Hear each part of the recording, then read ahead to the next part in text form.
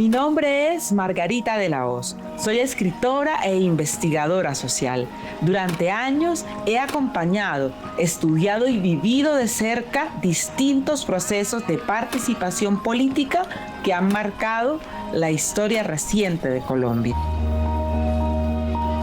En esta serie documental emprenderé un recorrido por algunos de los momentos más significativos de nuestra democracia. Una mirada a más de 3 décadas de participación, liderazgo y transformación social protagonizadas por el poder joven.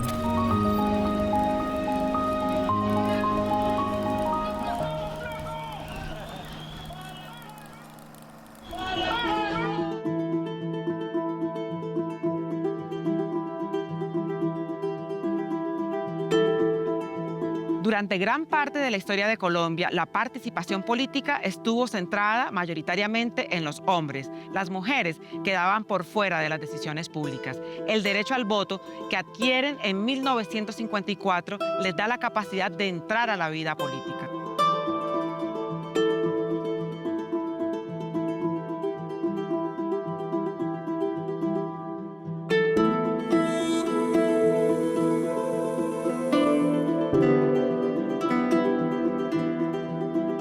Cuando hablamos del movimiento feminista casi que nos ubicamos en la década del 60 o 70, digamos. Pero mucho antes que eso, ya las mujeres habían peleado derechos y habían peleado leyes y normas. Las mujeres organizadas. Y entonces nos encontramos en la historia, digamos que nos encontramos con la Ley 28 de 1932. Recuerden, las mujeres no eran sujetas de derechos. Las mujeres eran un apéndice de los hombres. Y entonces las mujeres en 1932, antes de 1932, no podían administrar sus bienes. Los bienes se los administraban. Si estaban con la familia paterna, pues el papá o los hermanos. Y si se casaban, pues el marido. Y entonces esa ley 28 de 1932 dice, y eso fue en el gobierno de Olaya Herrera, dice eso, que las mujeres deben y pueden administrar sus bienes y tenerlos a nombre de ellas. Eso fue supremamente importante. Luego, en 1933, habían colegios femeninos, pero esos colegios femeninos daban una formación en el cuidado, o sea, las mujeres para el hogar, las mujeres para la casa, las mujeres para el cuidado, las mujeres para el matrimonio, las mujeres para el matrimonio. Y en 1933 esos colegios hacían esa formación, pero haciendo esa formación no les daban cartón de bachiller. Y en 1933 a esos colegios les autorizan darles el cartón de bachiller a las mujeres. Eso es en 1933. En 1934 sale la ley de autorización a las mujeres para que entren a la universidad. En 1934 las mujeres no podían entrar a la universidad, eso era prohibido.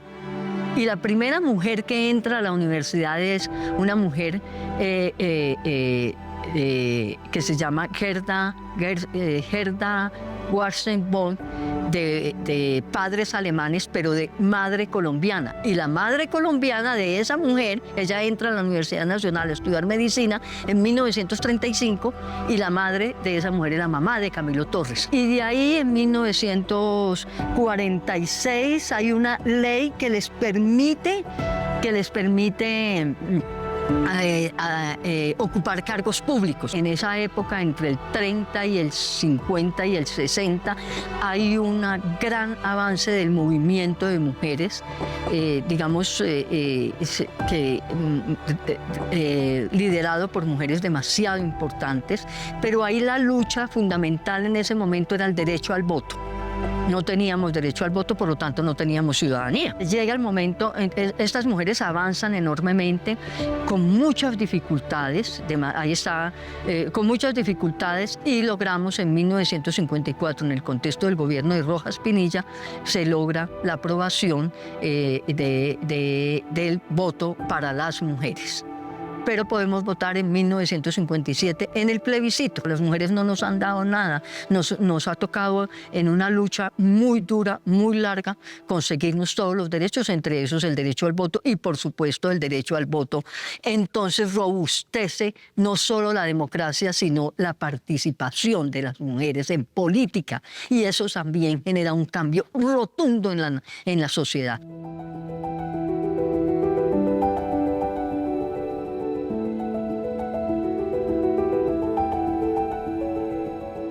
La Constitución de 1991 marca un nuevo momento.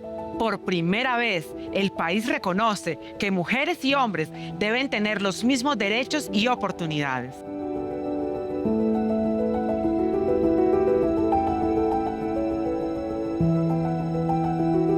Entonces llegamos al 91 y ahí sí se desata las conquistas de un cuerpo, fundamentalmente de un cuerpo normativo muy importante en la Constitución del 91, aunque nosotras las feministas, y por eso nos parece que sí tenemos que defender la posibilidad de una constituyente, porque nosotras las feministas le hacemos bastante críticas a la Constitución del 91. La Constitución del 91, pero tuvo muchos avances y primero voy a hablar de los gloriosos, de los avances, eso de lo positivo. ¿Cuáles fueron esos avances? Pues los derechos individuales y los derechos colectivos. O sea, ya la Constitución del 91 dice, tenemos derecho y todos somos iguales.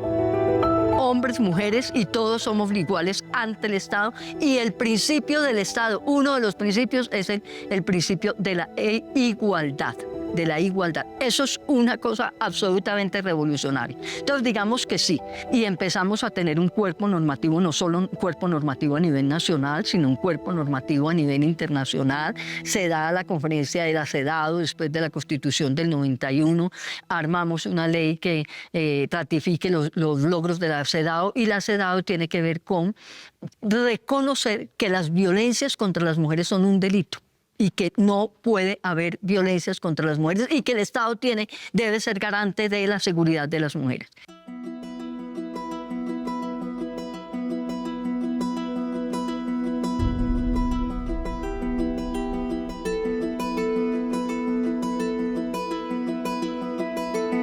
Pues yo siento que, al menos desde la universidad, el hecho de que en este momento la educación sea pública, gratuita, y se piense también una educación diferente, pues tiene que ver mucho con la Constitución del 91, ¿no? Que las mujeres tengamos más espacio en la universidad también tiene que ver con la tutela, con el derecho a exigir derechos básicos y fundamentales, y por eso me parece que la Constitución del 91 pues es una herramienta que, si uno la sabe usar con el derecho de petición, con la tutela, con otras herramientas, hace que las mujeres podamos tener más participación en distintos espacios, pero no solo eso, sino acceder a derechos básicos y fundamentales, porque a veces pues estas cosas son negadas porque desconocemos cómo funcionan o cómo se puede exigir esos derechos, pues también porque los desconocemos o porque muchas veces la burocracia o ciertas entidades nos niegan estos derechos. Entonces creo que es importante porque eso nos da participación a los jóvenes y nos ha dado nuevas oportunidades a convocatorias, a estar en otros espacios, a exigir, no sé, el derecho a la salud, el derecho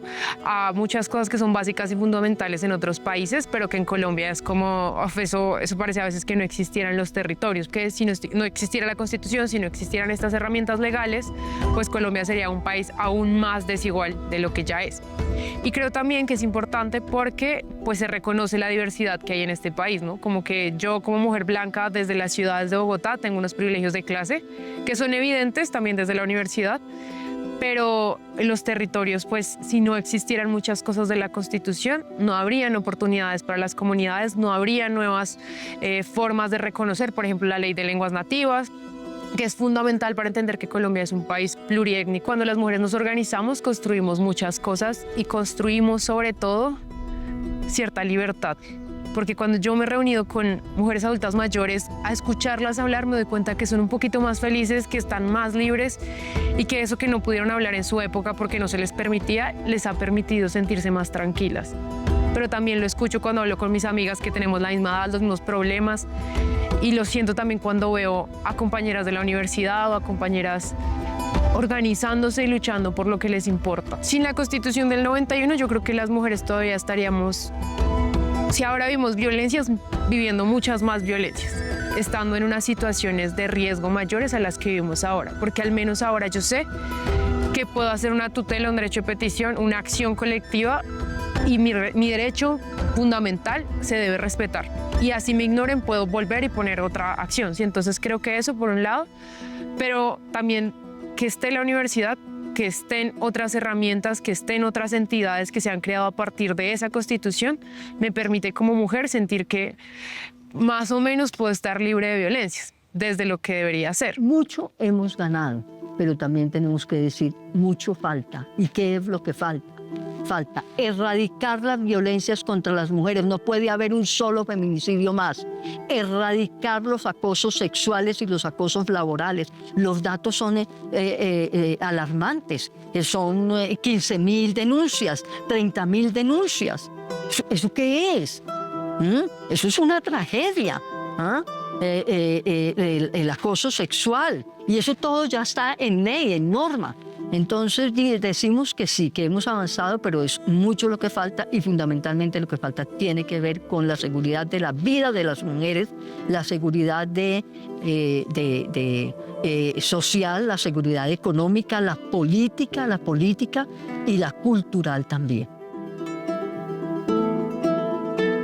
La Constitución tiene 384, 385 artículos, de los cuales para las mujeres no son sino 5 artículos. 5. Eso da el 3% de la Constitución. 5 artículos. De esos 5 artículos, solo uno, el artículo número 13, habla de la igualdad. Somos iguales, tenemos los mismos derechos, la igualdad entre hombres y mujeres.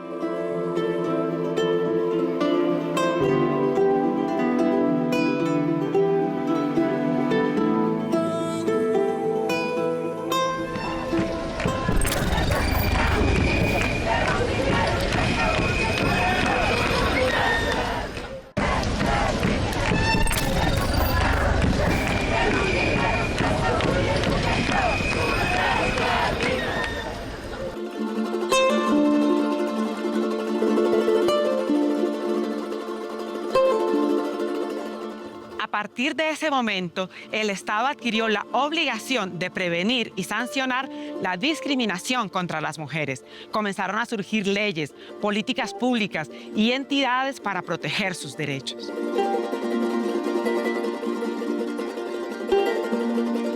Soy fotógrafa de calle, hago comunicación pues alternativa, se diría, digamos que no es lo convencional, es contrahegemónica. Es una comunicación que busca narrar otras cosas que la gente a veces no ve, hablar de los adultos mayores, de las resistencias del arte y la cultura, hablar de la diversidad étnica, cultural, pero principalmente sobre el feminismo, sobre las mujeres en el territorio, en la universidad, y cómo Colombia es un país que tiene muchas dinámicas de desigualdad y las mujeres pues empiezan a tomarse los espacios, y creo que para mí pues por eso la fotografía ha sido como ese ejercicio de quién soy, qué hago, que viene de mi abuela también. Desde la primera movilización a la que fui hasta ahora que ya he ido a muchísimas, solo he tenido mi cámara. O sea, yo creo que mi herramienta y mi postura política es desde la fotografía, como que yo estoy con mi cámara resistiendo a poder mostrar esas vulneraciones de derechos humanos, a poder mostrar qué está haciendo la gente en la calle, porque a veces no se mira hacia esos costados. Entonces mi trabajo parte de eso, como de esa necesidad de quiero también contar otras cosas que yo he visto y que me parecen importantes, y quiero que otras personas conozcan también lo que pasa en el país. Yo a través de mis fotos lo que trato de mostrar es resistencia, resiliencia, también la fuerza que tenemos las mujeres en las calles. También trato de mostrar, creo yo, que la organización, cómo la lucha colectiva es tan importante. Las luchas de las mujeres nos hemos organizado es alrededor de los movimientos feministas.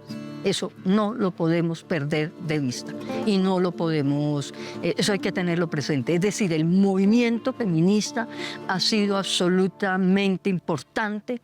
Uno, son las protagonistas de las luchas por los derechos de las mujeres. A partir de 70 empieza a darse un debate demasiado fuerte, 70, mediados, finales del 70, un debate demasiado fuerte, y ese tiene que ver con el rechazo que los partidos todos, incluidos los partidos de izquierda, le hacen al movimiento feminista. El concepto de feminista es que la denominación feminista fue creada por un francés. Digamos que Francia, Estados Unidos, Inglaterra son los países más desarrollados en términos de la teoría feminista, más desarrollados. Entonces, eso fue creado por un francés que fue en 1969, 68, menos en el 70, llega a Colombia ese concepto. Y quienes lo apropian son las mujeres académicas, las mujeres maestras de las universidades. Y tienen una gran influencia en el movimiento estudiantil, otra vez las jóvenes. O sea, las jóvenes han cumplido un papel extraordinariamente importante. Ese concepto de feminismo lo empezamos a adoptar y empezamos nuestras reivindicaciones y nuestra agenda. Construimos nuestra agenda. Pero no es una sola agenda, porque no es un solo feminismo, los feminismos son muchos. Entonces es la agenda de las mujeres campesinas, es la agenda de las mujeres indígenas, es la agenda de las mujeres afro, es la agenda de las mujeres insurgentes, es la agenda de las mujeres académicas, es la agenda de las jóvenes. De las jóvenes que son tan importantes, luchan cada una por sus derechos de acuerdo a la diferencia que las constituye. La diferencia que las constituye es que somos campesinas, afroindígenas, mestizas, obreras, desempleadas, lesbianas, mujeres trans. Entonces, de acuerdo a los derechos que nos constituyen, vamos construyendo nuestra propia agenda. La academia ha sido fundamental. Ya le conté que es en la academia en la que se van formando los grupos feministas y que a nosotras, las jóvenes, nos ayudan enormemente, las que estamos en la universidad, y nos han seguido ayudando enormemente. Producen pensamiento, producen documentos, producen revistas, producen debates. Entonces, digamos que la academia ha sido fundamental, por supuesto que ha sido fundamental para el desarrollo de un pensamiento latinoamericano feminista propio. Ya le conté que son Estados Unidos, Francia e Inglaterra las pioneras de este pensamiento feminista, pues nosotras aquí, a partir de la academia, empezamos a construir un pensamiento latinoamericano propio desde el feminismo.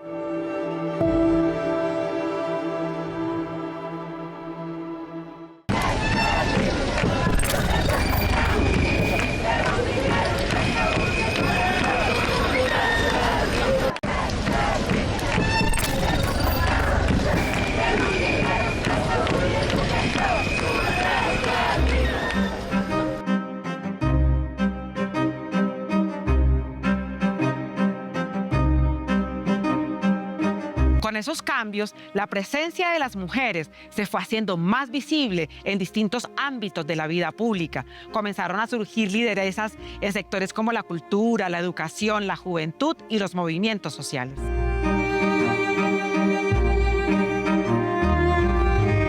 El papel de los jóvenes en este momento histórico es trascendental y ha sido trascendental. Dos, no creo que tengamos que colgarle todas las responsabilidades a los jóvenes, es al contrario, a la juventud, es al contrario. Y tres,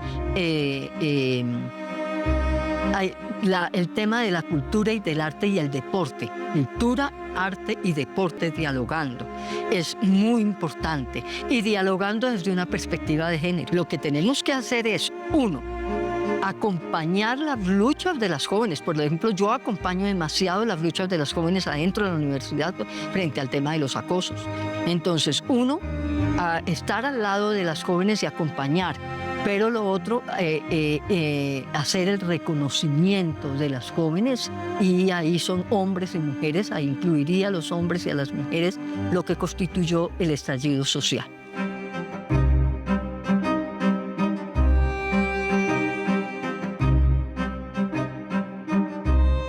El estallido social tuvo un componente cultural demasiado importante que poco se habla de eso. O sea, eso fue una ruptura total a lo que nosotros veníamos haciendo tradicionalmente, y ahí sí puedo decirlo con toda la tranquilidad de lo que veníamos haciendo frente a las protestas. Recuerden la manifestación del 1 de mayo del Parque Nacional a la Plaza de Bolívar, ¿no? Esas jóvenes y esos jóvenes rompieron con todos esos esquemas y esas estructuras, pero el elemento fundamental de ese estallido social fue que se convirtió en un estallido cultural. Y eso lo hicieron fue hombres, muchachas y muchachos jóvenes, cargando sus instrumentos, cantando, bailando, haciendo encuentros de poetas. Eso lo hicieron la juventud.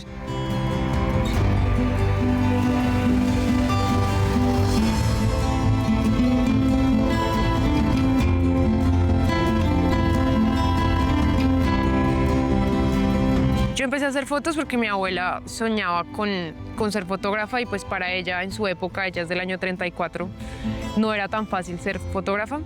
Pero también mi papá pues es periodista, entonces yo quería hacer todo lo contrario a lo que él hacía. Yo me negué a hacer como comunicación, ¿no? Lo que mencionaba como hegemónica o machista o de medio tradicional. Entonces a mí me costó mucho eso porque tengo una idea todavía a veces de no quiero hacer esto, pero hace parte también de la comunicación que desarrollamos, ¿sí? O sea, los medios pues tienen como muchas particularidades y creo que mi trabajo parte de eso, ¿no? Como de ese buscar cómo narrarme también, ¿sí? Cómo contar eso que no quiero ser o eso que tal vez la sociedad me dice como usted debería ser así porque usted tiene esa herencia. Entonces mi trabajo parte de, primero, ser muy tímida, como de tenerle mucho miedo a la gente y decir yo no quiero hablar, pero sí quiero mostrar lo que hacen otras personas. Y luego también es como, me di cuenta que era la forma en que yo hablaba, porque las imágenes también son formas de contar cosas, entonces luego creo que ya se me quitó el miedo de estar en la calle y con la cámara siempre me he sentido segura.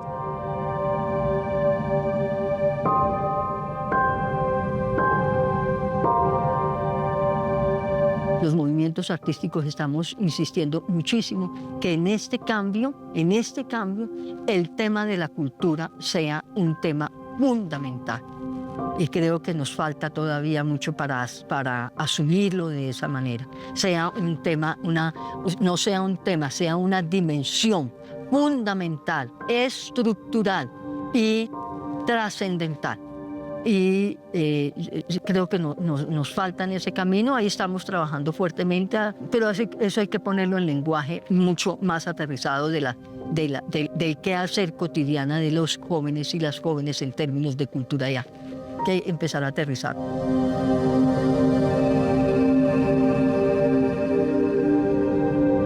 Las artes están para hacer que mucha gente hable, para hacer memoria, para hacer reparación y sobre todo para que tengamos herramientas para contarnos y narrarnos a través de la expresión, de la libertad de expresión también que permiten las artes. Entonces yo creo que las artes en Colombia deben ser políticas y deben tener posturas claras porque ser artista en este país es muy difícil.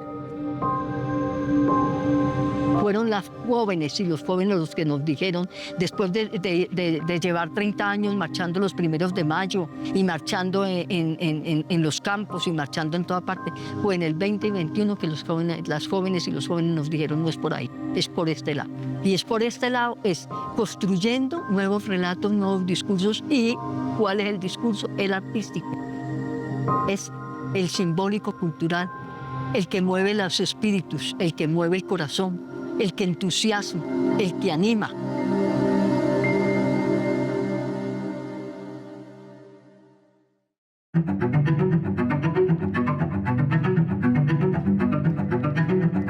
Hoy este proceso continúa ampliándose. Las mujeres jóvenes impulsan iniciativas y debates para defender sus derechos. La igualdad, reconocida en la Constitución, se convierte así en una tarea diaria que las juventudes siguen construyendo día a día.